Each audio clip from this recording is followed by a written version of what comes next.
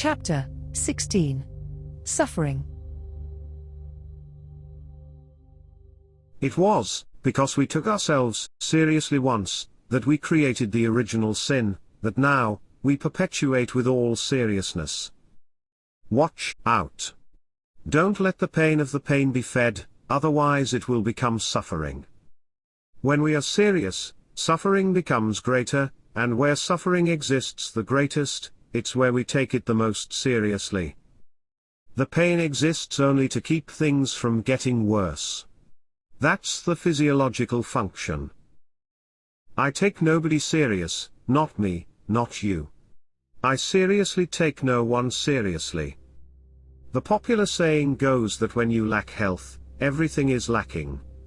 But I say that when you lack humor you lack health. Living without humor is seeing sin all around. I am not serious. I can be honest, but I'm not serious. To be serious, only the child is, because the child's play is played seriously. We very rarely admit our weaknesses, as we never say we'll do something for a lack of options. How false I am, and you too. Yes, we are all fake. But since we all are, nobody gets the better act. And so, from the suffered drama, it becomes comedy. Throughout human existence, prophets proclaimed the liberation from sins, for us to be deserving of a place in paradise. From then until today, if we do it this way or by another precept, that to heaven we have a right. Something always needs to change. Doing nothing will lead to damnation, will take us to the apocalypse. So much insistence on preaching, but this hasn't changed the real and human disposition. Everyone pulling their rope. All in an assortment of meaning and direction. Up close, it looks like a conflict. From a distance it looks like a sphere. And from even further away, I admit, that it looks like a pretty spot. But wait, what is there to admire, is that no one ever advertises how good we are when it clashes. That we are perfect as we are, and thus, we are on the right path. There are those who say it fondly, but it never comes to prominence, for there's no patience for these ways. This awareness is subtle, and so, it has no supporters. It is not possible to achieve mastery, for there is always one more level. But the mastery exists, when we compare ourselves to each other. However, in the absolute, there is no mastery. This is good news for a master, because there will always be something with which to entertain. However, this is bad news for a new student. The novice will think that he can never become a master. This will be the neophyte's fight forever. And it's an entertaining fight, the average of the two, that is represented in all the other people. But what is a fight? Can a fight be kidding? What is a real fight? Will it be, when fighting against a boxing practitioner? Or against someone who wants to kill? So where does a real fight start? Does it start with the psyche?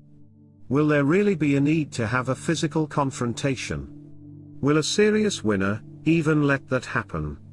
If in fact there is a physical confrontation, how to react?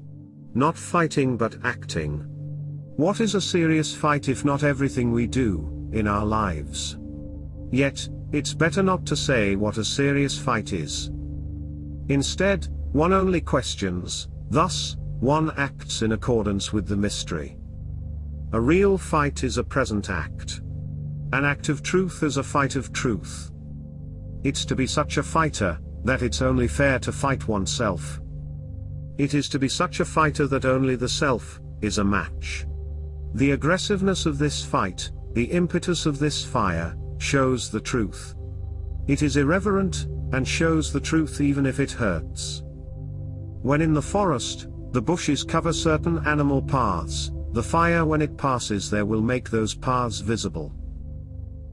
I plant, you plant, he plants, we plant, you plant, they plant. With plants, a plant plants plants. Plant. Without plants, we dry out. Each one speaks of what he knows. An orange tree bears oranges, and an orange gives orange trees. If you don't solve your problem, your personal war, your inner conflict, then you will pass this problem on to others. But the problem is not that there are problems in everyday life. The problem is there's the problem of problems. The why, that there are problems, is the actual problem. That is the question of questions. That is the problem. But aside all problems, what I like is to walk in cemeteries. They are like parks. They serve to stretch our legs. All challenges are whole, and when there is no challenge, there is the challenge of dealing with it. The greatest creativity is the uncertainty of the future. And then, guessing is all we do, constantly, as an artistic expression. A revolution is more likely to happen when the previous one that took office is recent. An empire that's been around for a long time, old, even anachronistic, will degrade without revolution. In a state of emergency, the cry proclaims for defense.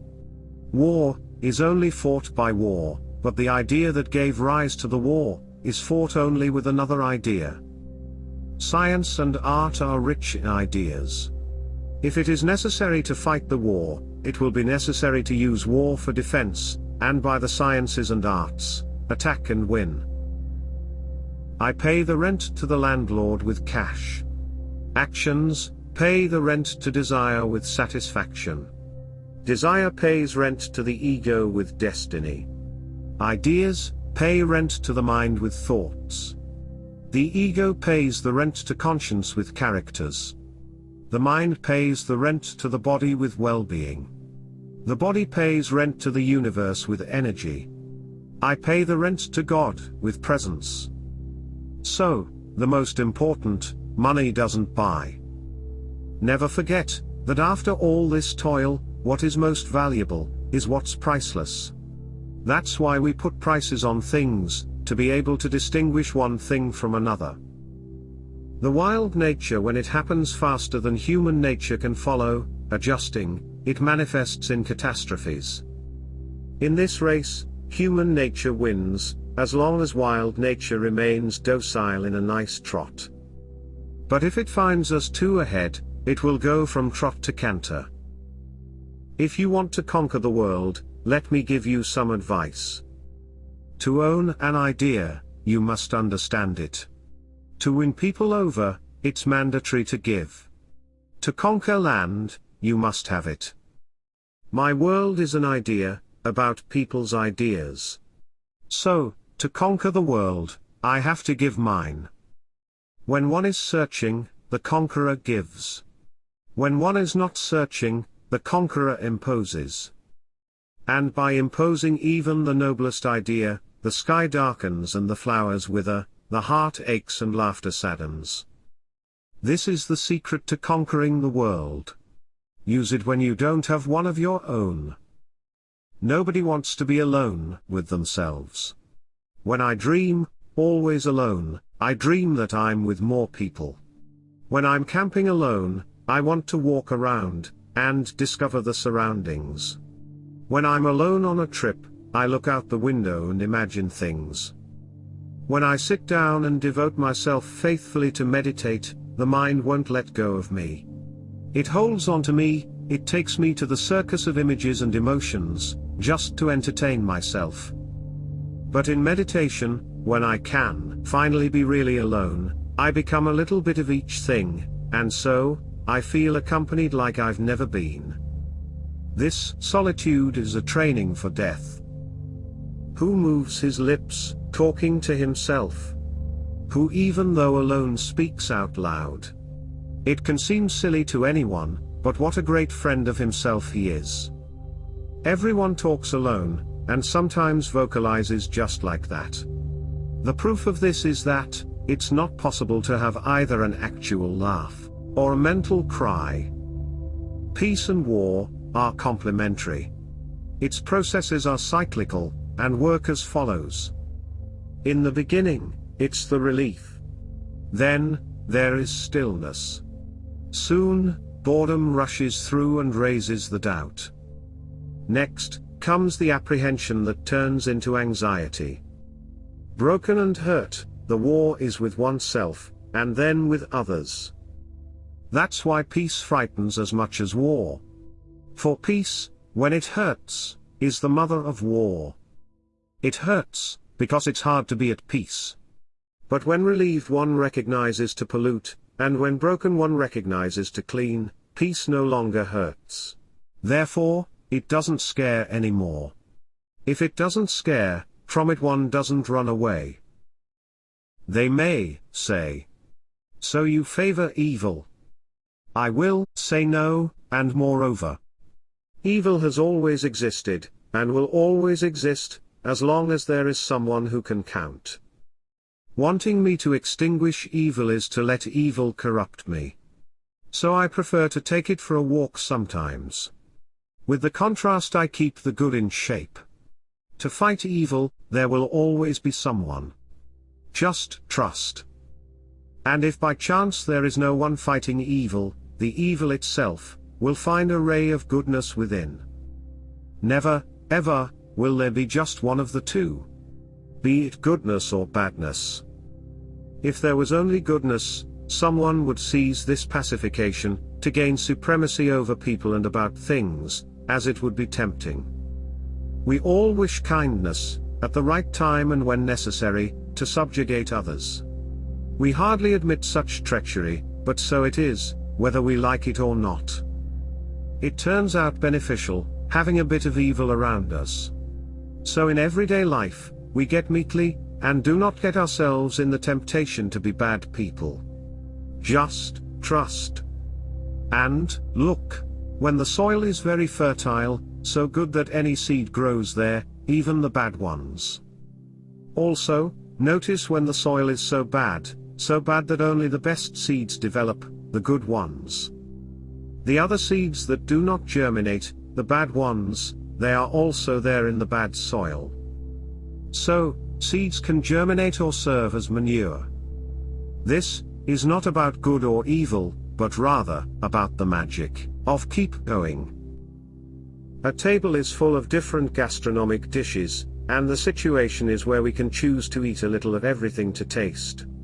Or imagine another situation, where we were left with only one dish and we only ate from this one. The tendency to choose between these two situations would be to eat a little bit of all the dishes.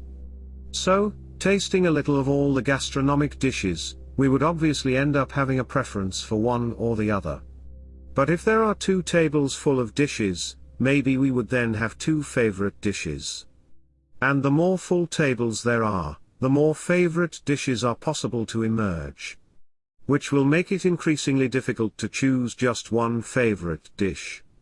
The more choices available, the harder it will be to make the final decision to choose just one favorite dish. By limiting the possible choices, we narrow down the decisions. If I want a decisive decision, I will have to limit my possible choices. People are decided in tyrannical governments. Abundant flirtations lead to singleness. Abundant entertainment leads to apathy and boredom. When boredom is rife, the sacrifice will come to us. Once the sacrifice is dispatched, the cycle will be closed with achievement. When will we recognize that by being able to accumulate power, this power can be too much? When you feel powerful, back off. Because power rips and breaks. Without cardinal points, it will be too late, when by yourself you realize the disgrace. Withdrawal must be made when power is still tame. But if a person still wants to continue, then you will have to treat power like a wild animal, with which you can live, while respecting its rest, ignoring it. Which will be difficult, because when you ignore it, you will already know too much of it. Everyone is looking for personal power. Note that I don't say political power, or some kind of judicial authority. There is a cry for personal power, which can encompass all the minor powers to unravel. When leaning towards subjective reality, one guesses around its own fantasy. All people, are looking for personal power, although it is difficult sometimes to admit that this is so.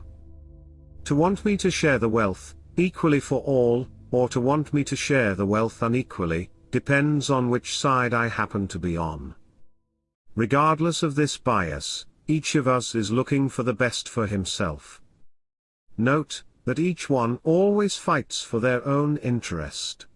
Sometimes it suits friends rather than strangers, and at other times, it serves strangers and not friends. On the outside, we look for equality and justice. On the inside, we look for serenity and peace. With a moralistic framework, there is a tendency to idealize things how we would like them to be. Without a moralistic framework, there is a tendency to describe things how they are.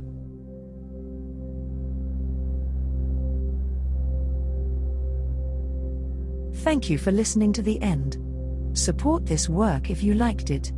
You can buy the book on Amazon, where you can download the digital copy and have the physical book delivered to your address. Look for seasonal promotions and discounts.